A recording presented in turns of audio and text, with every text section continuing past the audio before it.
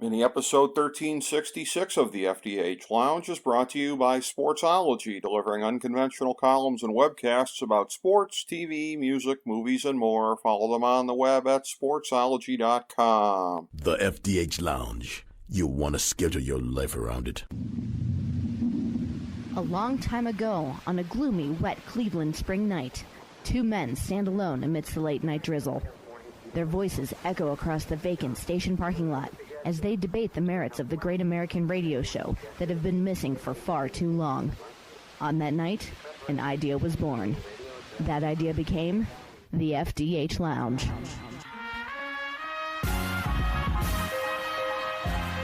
Welcome to the FDH Lounge. Hello, everyone. Welcome to the FDH Lounge. This is original FDH Lounge dignitary Rick Morris here, along with fellow original FDH Lounge dignitary Chris Galloway. We're going through division by division, doing our NFL preview for the season. Our previous segment was on the AFC East, and as is custom on this show when we're doing this, we get all the big picture stuff for the season out of the way. So go check out what is basically, I think, the first half of that podcast, and any of the big picture issues for the season. We tackle them there.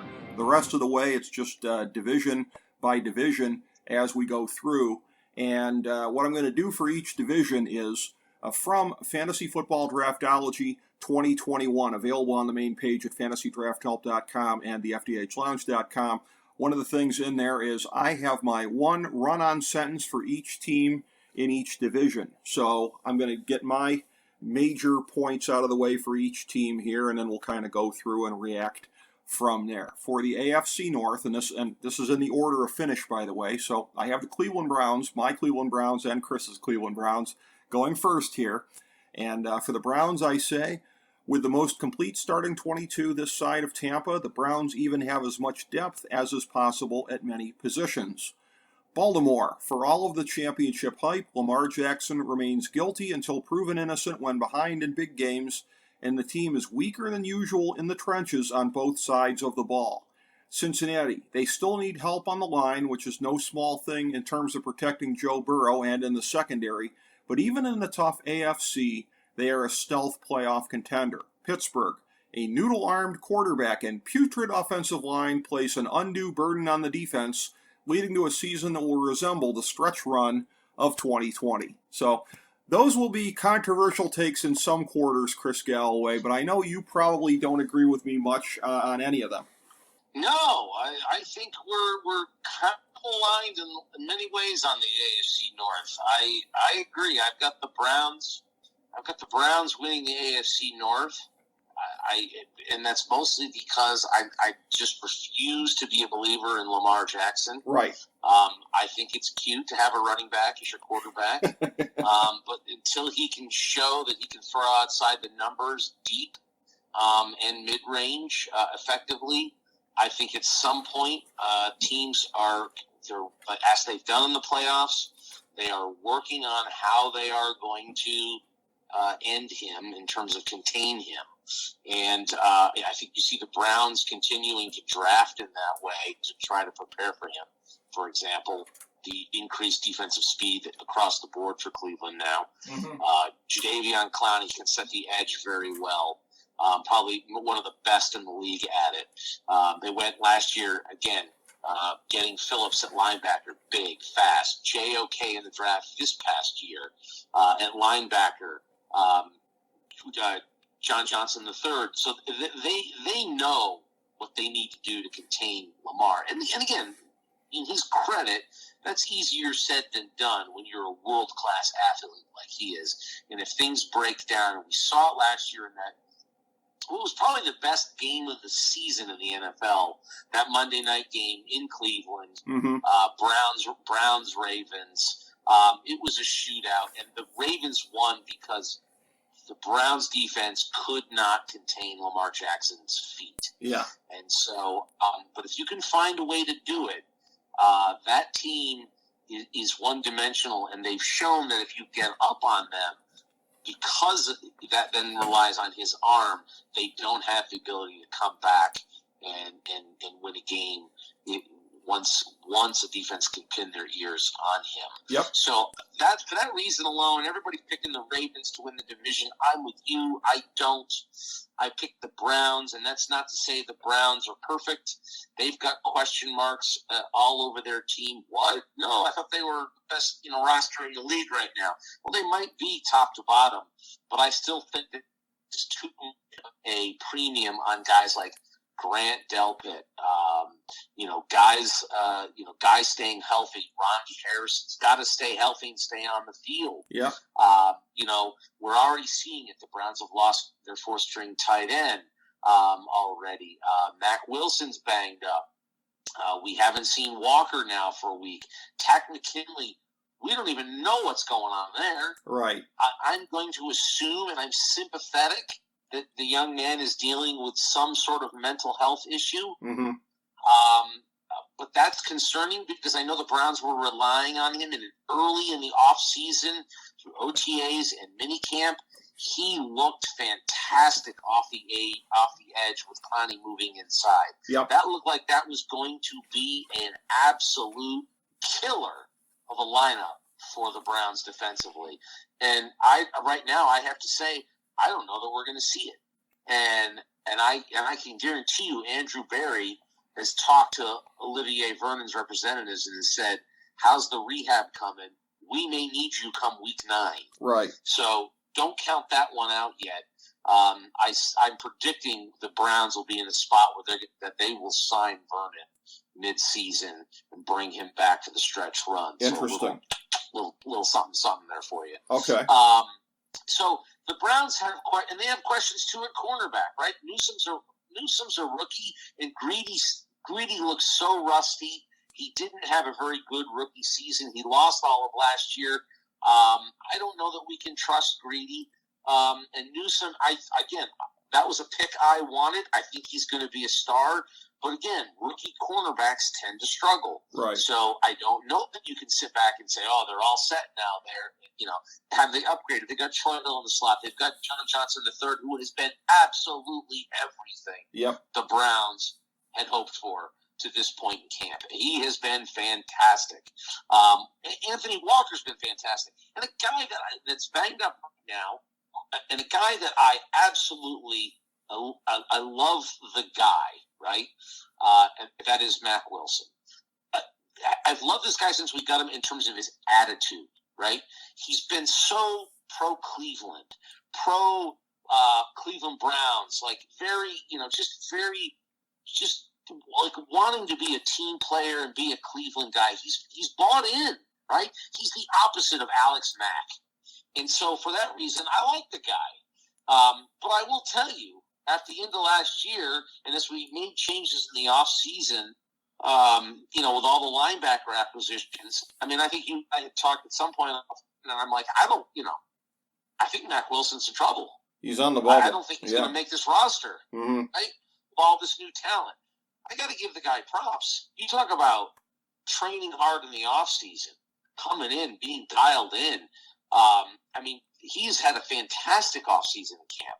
And I would say a guy that I thought 3-4 months ago was not going to make this roster, even though personally I liked him. And by the way, Browns fans that have been trashing him in the offs, can you not do that on social media? Just because the guy may or may not have made the roster, he's still a good dude. Yeah. You don't have to, these people on social media annoy me at times. Sure. Just at times? Yeah, well, always, right? But Mac Wilson, look, he just got injured. That guy, in my mind, had penciled himself in as a starter. Right. He had performed so far in camp wonderfully. So the Browns have fixed a lot, right? Yep. But there's still question marks. It's like the off-season hype about Andrew Billings. And I kept saying to myself, he was an average player at Cincinnati. He took a year off. We signed him to a cheap 1-year contract for a reason. But, media and fandom turned him into, the second coming of, Aaron Donald or something. I'm like, this guy's an average stopgap player that we're going to have for a year. Right. And I think you saw in the Jacksonville game, his run defense was pretty lousy. Yeah. So I think that hopefully is bringing fans a little bit down to earth on their expectations on some things. Our defensive tackles, I think, are a huge question mark right now. Huge. And that could end up being a big weakness. Chris, here's the thing, though. Here's the thing.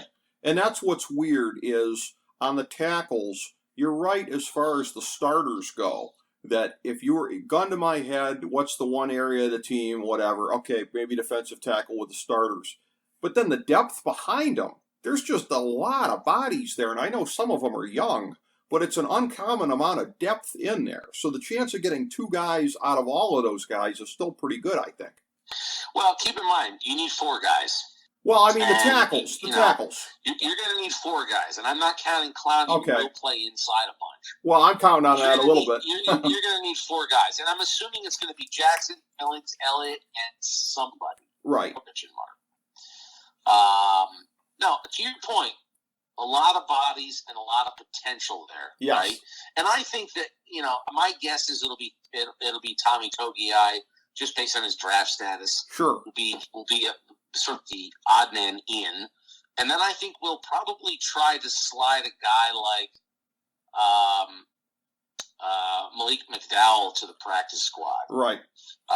Who, if you remember going back 3-4 years, I loved that guy coming out of Michigan State. Right. And then, of course, he went crazy and had, his own issues and screwed up his life and everything else and never played a game. And it's been 3 years and he's rusty. But that guy, you see him still to this day on the practice fields. I mean, he's rusty and he's raw and you could tell the guy hasn't played football in so many years.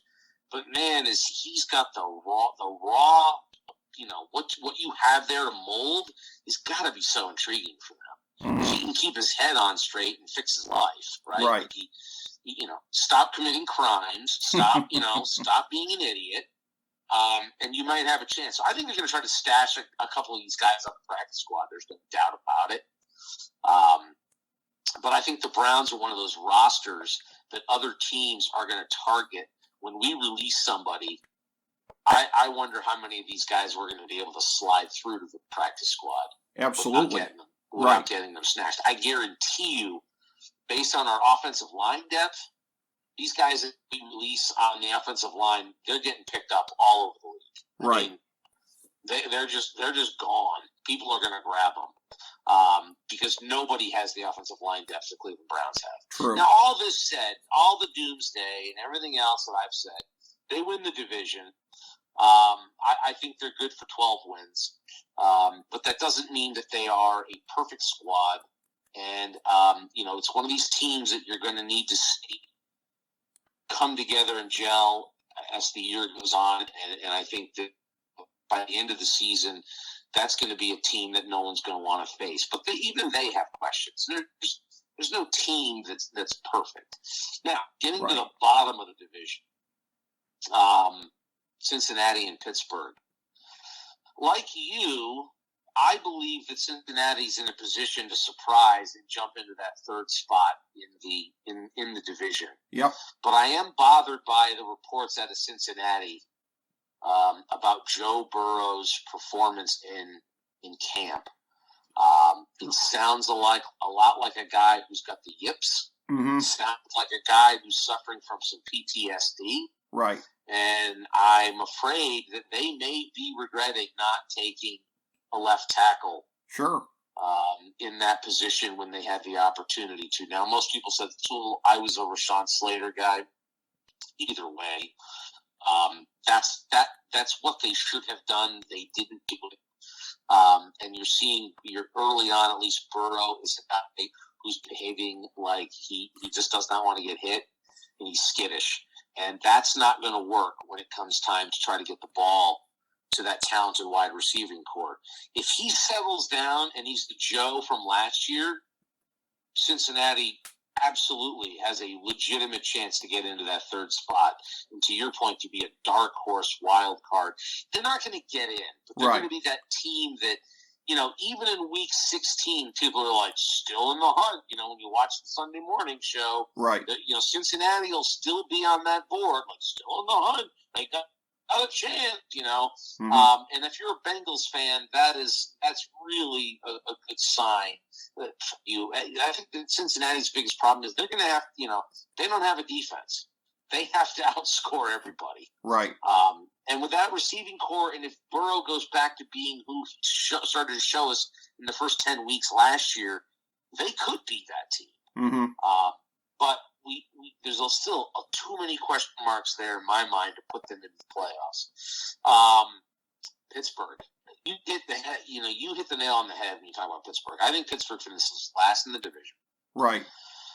I think that the biggest problem that they have is not Ben Roethlisberger; it's that offensive line. Mm-hmm. I think there has been a lot of sunshine being blown up, a lot of assets this offseason by the media and others about how Pittsburgh is just going to rebuild that line on the fly that way. Okay, they're replacing 4 guys on that line that haven't played together, haven't gelled. Even if they all peak out and have great years, that's not going to happen. At best, they're going to manage to be an average line. Mm-hmm. I think there's a real probability that they're a terrible, terrible offensive line. Mm-hmm. Now, let's throw in what they're also trying to install under Matt Canada as their offensive coordinator. Right. He wants to put a lot, they want to rely on the run. Well, Najee Harris is a great running back. Yep. But that line isn't going to give him the ability to be a great running back. They're awful, in my opinion. Mm-hmm. So not only are they going to not fare well at doing that, not only are they going to struggle to protect Ben, who doesn't have what he had earlier in his career. Ben is mostly washed. He has his moments where he can still perform. I think it's a great sign that he's coming in good shape. Mm-hmm. But at the end of the day, he's 39.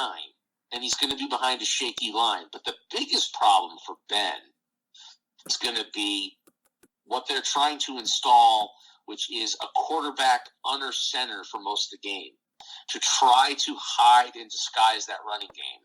Right. And the play action that they want to do. See, I think Roethlisberger at his age right now, Rick, I think they have the right idea, actually, to extend Roethlisberger's career. I actually do. Right. Which is, they're trying to run the ball and do play-action passes. Does that sound familiar, Browns fans? Right. That's what they want to do. And I actually think that would benefit Ben enormously. You could even possibly, if you could succeed at that, extend his career 1 or 2 years, right? Right. But that offensive line is going to let him down. Because when they should have grabbed an offensive lineman, in the first round, they took Harris. Right.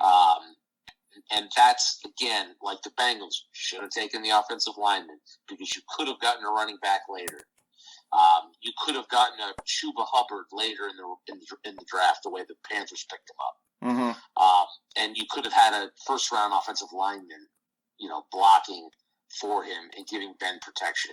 So I think what they want to do in concept is absolutely the right way to go.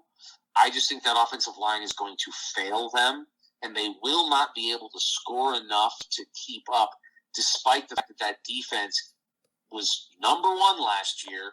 They lost a couple, key people, but, they just went and picked up Joe Schobert on a trade. They've revamped. They've got T.J. Watt back. They're getting back. That defense is still solid. Right?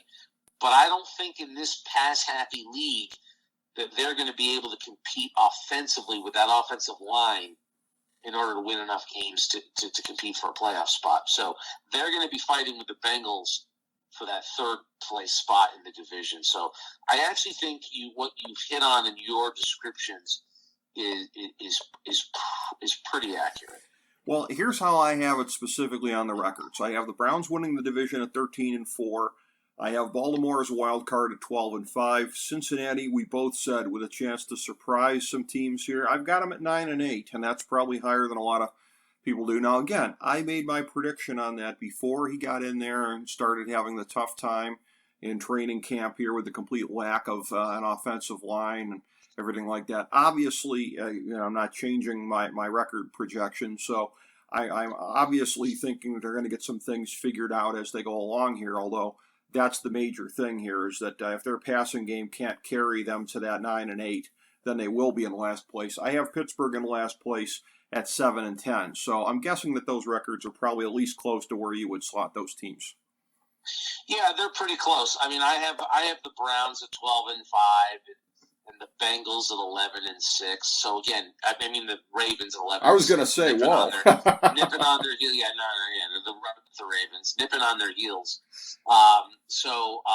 And that's look. It's going to be a Ravens Browns race, and yep. and that 3-week period where it's at Baltimore for Cleveland, while the Ravens go on the road to play Pittsburgh, yep, and then at Cleveland. So the back-to-back Ravens games, that little stretch, that 3-week stretch is going to decide the division right there. And I think I think advantage Browns by starting in Baltimore, getting a bye while they have to go on the road to play Pittsburgh, and then being at home to play them again, I think is an advantage to Cleveland. And because even if Pittsburgh is down, that's a rivalry. It's always a physical game, and you'd rather have a bye week to prepare than having to go on the road and play the Steelers. So I think advantage Browns in that, and that's why I have them winning the division. That's that stretch that's going to decide it. When you pointed that out to me, Chris, that the Ravens have the Steelers while we're on the bye, I got really excited because this goes back 10 years, 12 years, whatever. It's been the case really ever since it's been that heated rivalry. And remember, these teams have played in the playoffs a couple times, Steelers and Ravens. But the whole car crash effect of the week after you play them, what you come out like when they're playing the next team. Sometimes that would be the case with Seattle, who went at their peak in the mid-2010s, the team that would be having to play the week after they played Seattle would come out kind of rough. So if Pittsburgh, for once in their life, consciously does us a favor here, Chris, that could really, really be sweet for the rematch with the Ravens. Well, don't forget, I think that's a point in the season where I think the Steelers will still be fighting for life. And that defense is still good and still physical. Yeah. So I think that's that 3-week stretch is where I think the AFC North is decided. And again, I think it's advantage Browns in that regard. So that's why I've got Browns in first place, out, just narrowly ahead of the Ravens and winning the division at 12-5.